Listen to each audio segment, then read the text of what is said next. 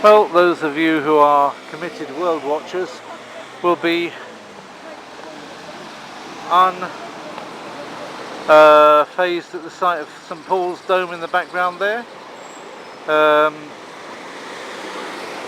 Ludgate Hill, is it? Or is that Ludgate Hill?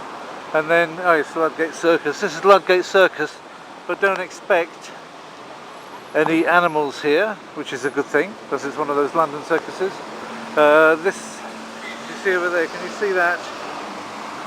Written in an unorthodox way, ni hao, for Chinese food. It's, well, it's not exactly Chinese, sushi and dim sums, handmade to order, but they call themselves ni hao. It's spelled N-I-H-A-W. Obviously pinyin is not one of their strong suits, but then it's there no doubt for artistic benefit. As you can see, we are walking along Fleet Street.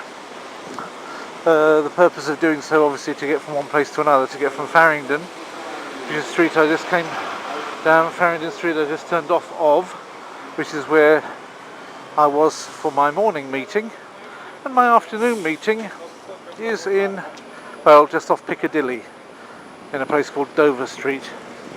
So I decided to, since I've now got 1 hour and a little bit to get there, maybe 10 minutes to get there in, that I would try and walk that and see how that goes.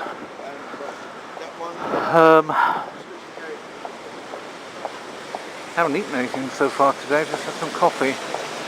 And whilst I'm used to doing no food until evening on Mondays and Thursdays, Mondays and Fridays, pardon me, today's a Wednesday. And when I fast, I usually get hungry around this time and resist it. Today I'm going to probably resist it for another hour or so, because then I've got my lunch meeting. I've invited somebody to lunch, so what's the point in breaking my appetite prior to that and then end up eating twice? That's not so good, is it? For somebody who's watching the weight, that will take away my whole benefit from doing the walk. Anyway, Fleet Street, to prove it is Fleet Street. I've now got a new battery that I put in. It isn't new anyway, it's an old one. I bought a new battery, but I haven't started to charge it up yet. I've put in the battery that was in my other Vado. It's actually older than my first battery, because I didn't use it so much. It may have a better life than the other one, but in any event, what I've now got delivered, it's back at home in Hemel Hempstead, is a proper length battery, and I should probably, so far I've had so much to do I haven't done it, but what I should do is actually then format that in this Vado. I still like the Vado, I still like walking and using it, but battery length has become the biggest issue with it, which wasn't an issue at the beginning, which is why I now bought this new battery, and hopefully that will enable me to go back to my old kind of filming of longer.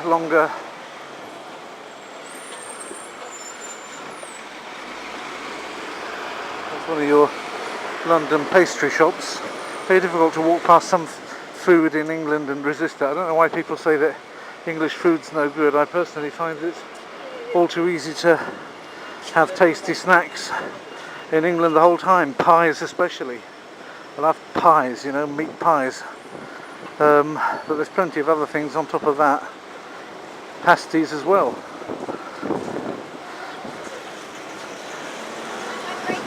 And plenty of sweet things that England offers. And on top of that, you've got all the new stuff as well, like wraps. Wraps are pretty ubiquitous, you can get them anywhere. So here we go down Fleet Street, known of course in the past for being the home of the Free Press, also known as the Street of Shame, because of the fact that so much bad behaviour in the past by journalists lowering the tone in order to sell newspapers. But in the main, of course, the street associated with what should be a very positive thing in any economy, free press, if it is to the extent to which it is free, and unimpeded by the editorial interests of the proprietor. Whether that exists or not, I'm not sure. I don't think that I'm 100% convinced that it exists. And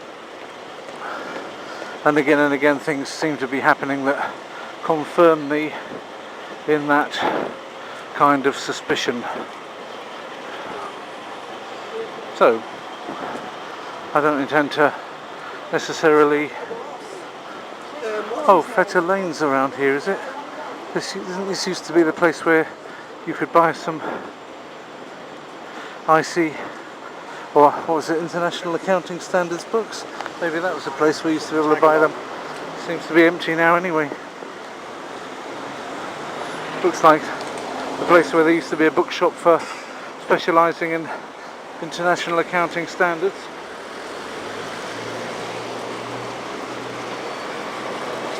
Oop.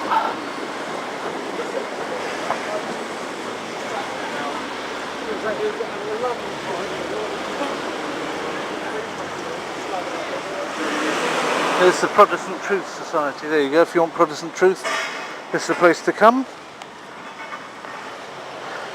Truth for All Time by John Calvin. Brief outline of the Christian faith. This is what I like. This is very good stuff. Excellent. Nice to see them here. Dr. Martin Lloyd-Jones, Knowing the Times.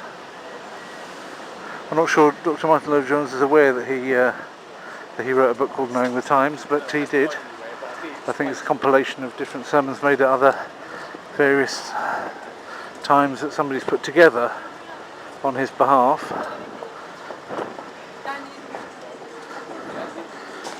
Woody Allen, somebody that I sometimes quote myself. I am thankful for laughter except from when milk comes out of my nose. That's very deep. There's the Guild Church, whatever that means. St Dunstan in the West. I don't know why they have to call churches things like that, really.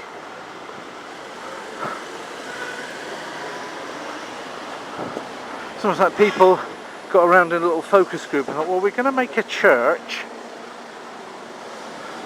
What shall we call it? I know. Let's call it the Church of Jesus. No.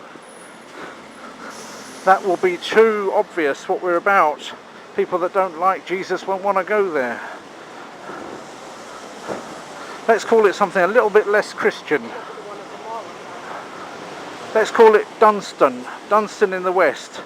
Oh, Dunstan in the West. That doesn't sound remotely anything to do with the Bible or doctrine or anything.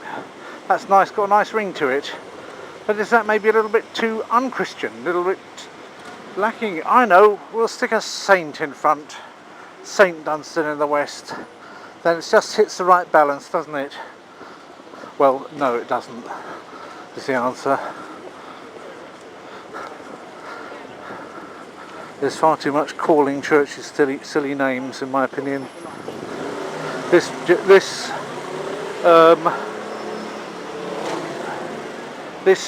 denomination, that denomination, even Protestant. It's a bit silly. That's a church, you know. And here, ironically, is a shop called the Fleet Street Press, Coffee and Tea House. There isn't any press left here anymore. All of the newspapers got moved off into the east end of London, so they could be nice and close to the Essex marches, where their topics usually end up, on the landfills. Formerly stood here. There's the dragon.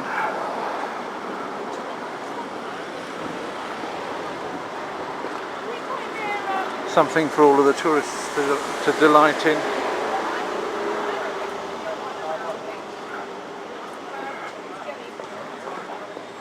Right.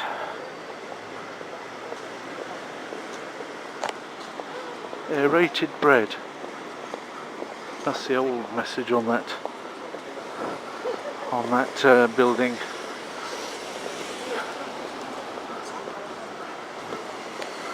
just a faint sketch left over from it.